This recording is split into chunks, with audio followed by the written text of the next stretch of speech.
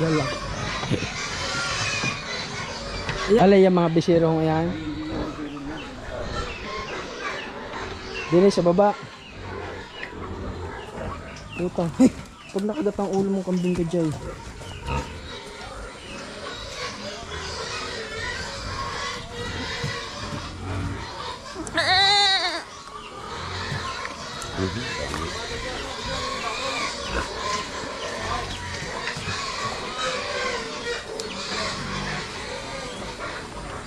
Hey! Itang ano ka? Nariyan ka sa baboy. Hey! Hey!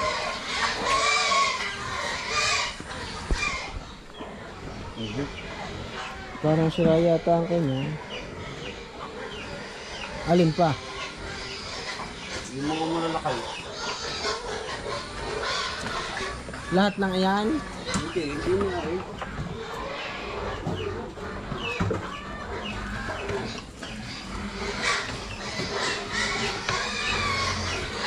Yang isang iya pupurgahin na rin. Ay, yung aking barakong yan. Dili siya.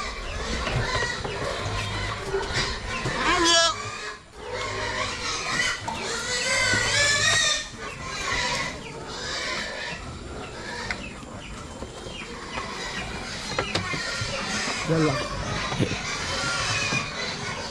Yan kaya pwede rin purgahin yung malalaki. Yang si ikaw yan. Arigay na purga niya. Oo, purga na. Yung pa, yung isang yung anak noong lalaki niya.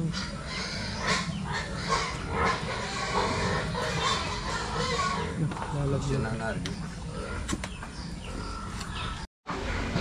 Ayan, nagpurga ho kami ng kambing. Every 2 months ho. Kami nagpupurga. Dahil nga kuhan, ang amin hong kambing na are ay palagadlad.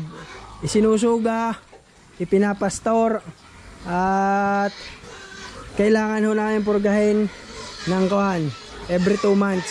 Siguro yung iba every 3 months yung napanood ko sa YouTube. Dahil nga yung kanilang mga kambing ay nakakulong lamang.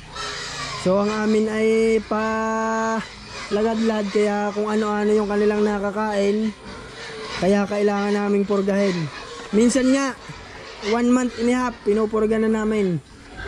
Pero ngayon ay every 2 months na, dahil nga napakamahal din naman ang gamot. Naray. Yan. Aray ho, ang aming ipinupurga, albendazole. Yan. That can man. Hindi pa ho namin pinupurga ring malalaking aray. Aray lama, yung mga bisiro, yung mga 4 months old na kambing ang aming pinupurga.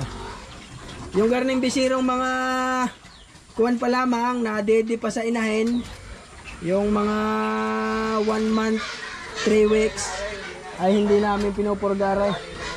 Ha?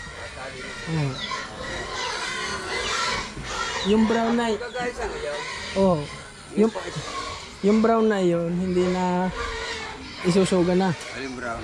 Yung pumilay lamang sa kuwan. Oo. Wala masugat yun. Yung ginamot nyo na. Oo.